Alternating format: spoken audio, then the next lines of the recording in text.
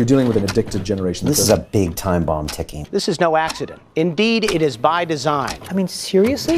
It was my mistake. I mean, I think we can all feel it. To try to make these products as addictive as 400% possible. spike in dopamine. We now know that many of the major social media companies hire individuals called attention engineers who borrow principles from Las Vegas casino gambling, among other places, to try to make these products as addictive as possible. That is the desired use case of these products, is that you use it in an addictive fashion because that maximizes the profit that can be extracted from your attention and data. It literally is a point now where I think we have created tools that are ripping apart the social fabric of how society works. That is truly where we are.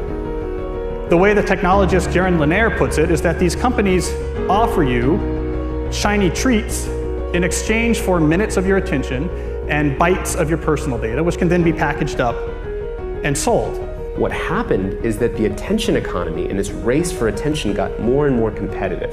And the more competitive it got to get people's attention on, say, a news website, the more they need to add these design principles, these more manipulative design tactics, as ways of holding on to your attention. You don't realize it, but you are being programmed. Social media tools are designed to be addictive.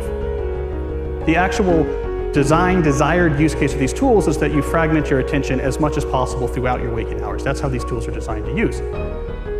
Well, we have a growing amount of research which tells us that if you spend large portions of your day in a state of fragmented attention, so large portions of your day where you're constantly breaking up your attention, take a quick glance, do a just check, and just quickly look at Instagram, that this can permanently reduce your capacity for concentration. I am especially worried about this when we look at the younger generation coming up, which is the most saturated in this technology. And it's very addictive because if you pull on the slot machine arm enough, you will win. And you never know which pull will reward you.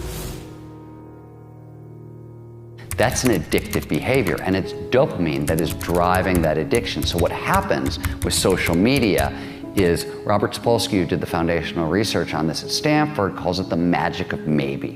When you look at your phone and maybe there's a text there and maybe there's not, and you don't know, when it shows up, that high you get, that's dopamine. It's the magic of maybe. Maybe it'll be there, maybe it won't. When it shows up, you get a 400% spike in dopamine. That is roughly the same amount of dopamine as you're getting from cocaine. It's slightly less than an extremely addictive drug like cocaine. And that's what's happening. We really care what other people think of us. So for example, when you upload a new photo, a new profile photo of yourself on Facebook, that's a moment where our mind is very vulnerable to knowing what other people think of my new profile photo. And so when we get new likes on our profile photo, Facebook, knowing this, could actually message me and say, oh, you have new likes on your profile photo. And it knows that we'll be vulnerable to that moment because we all really care about when we're tagged in a photo or when we have a new profile photo. And the thing is that they control the dial, the technology companies control the dial for when and how long your profile photo shows up on other people's news feeds. So they can orchestrate it so that other people more often end up liking your profile photo over a delayed period of time, for example, so that you end up having to more frequently come back and see what the new likes are. And it's literally rewiring our brain. Even social media, the challenge is, with these terms like Facebook depression and everything. What's that?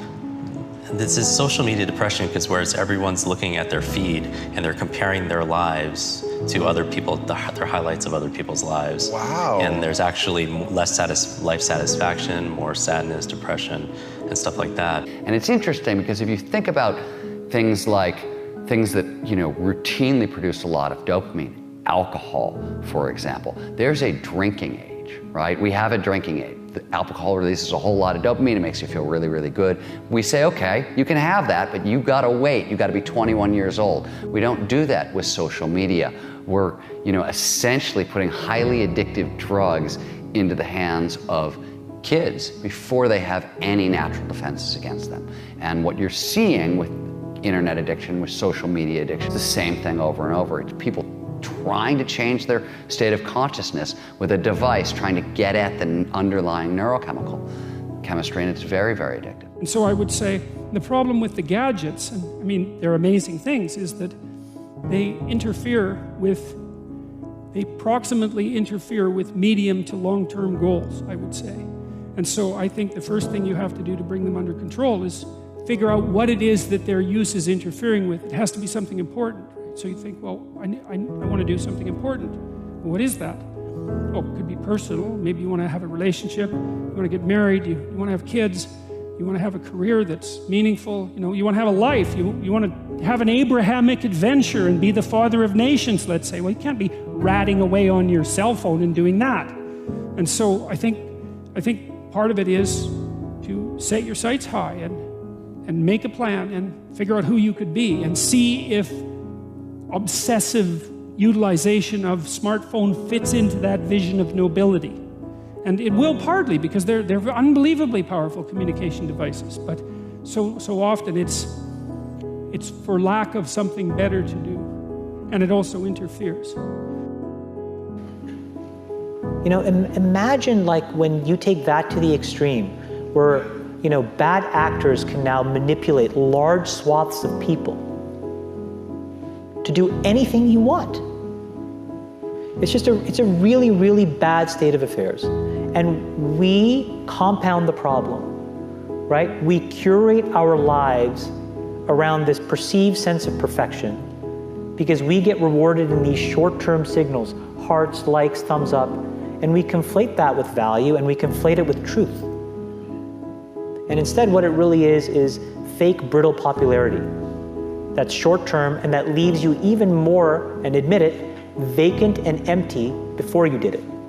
Because then it forces you into this vicious cycle where you're like, what's the next thing I need to do now? Because I need it back. Think about that compounded by 2 billion people. And then think about how people react then to the perceptions of others. It's really bad. So we know from the research literature that the more you use social media, the more likely you are to feel lonely or isolated. We know that the constant exposure to your friends' carefully curated positive portrayals of their life can leave you to feel inadequate and can increase rates of depression. And something I think we're going to be hearing more about in the near future is that there's a fundamental mismatch between the way our brains are wired and this behavior of exposing yourself to stimuli with intermittent rewards throughout all of your waking hours. So it's one thing to spend a couple hours at the slot machine in Las Vegas, but if you bring a slot machine with you and you pull that handle all day long from when you wake up to when you go to bed, we're not wired from it.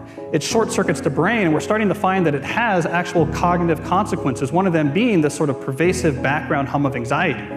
Here's the thing. The world we live in isn't real. Social media isn't real. And by design, social media rewards us for showing our best life. The edited, posed, champagne, Michelin star, holiday, orchestrated best angle of our life, the highlight reel.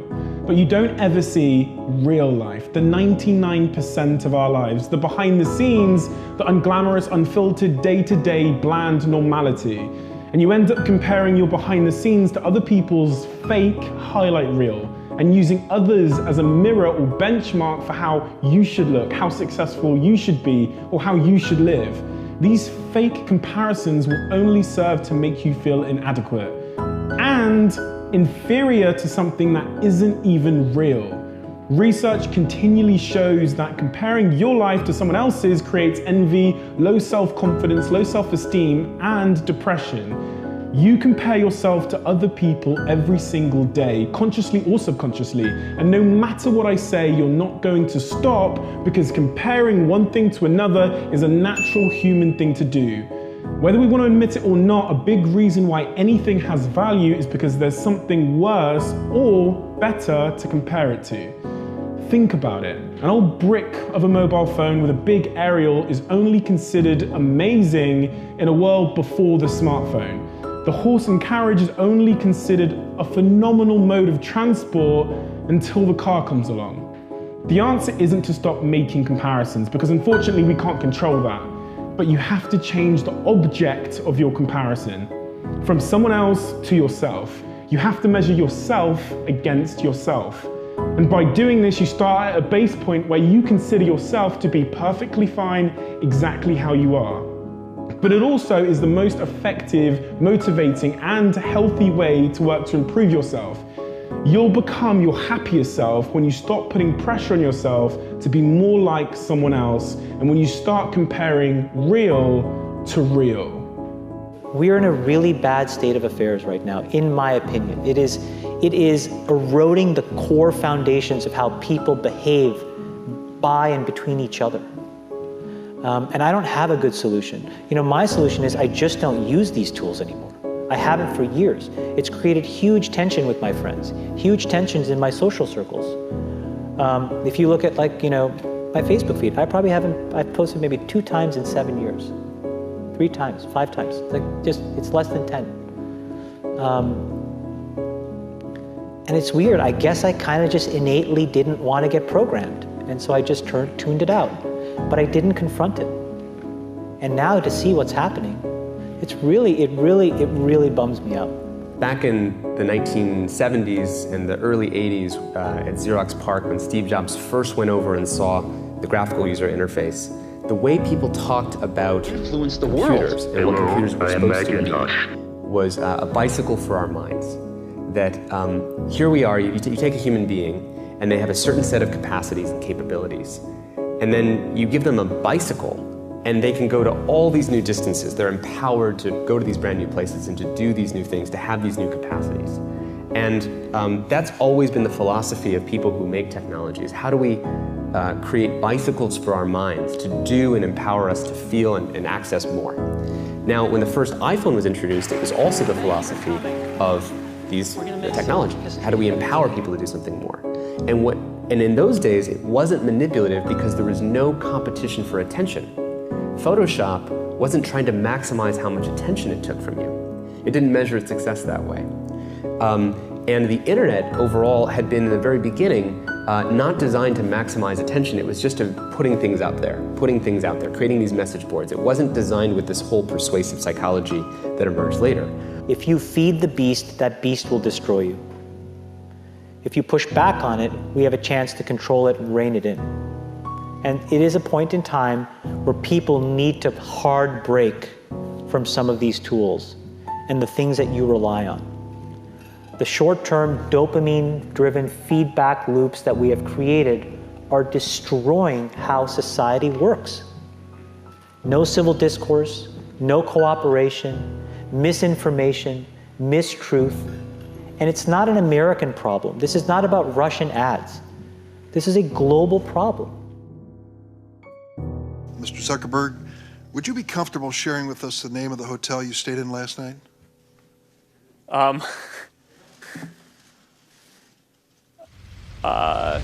No.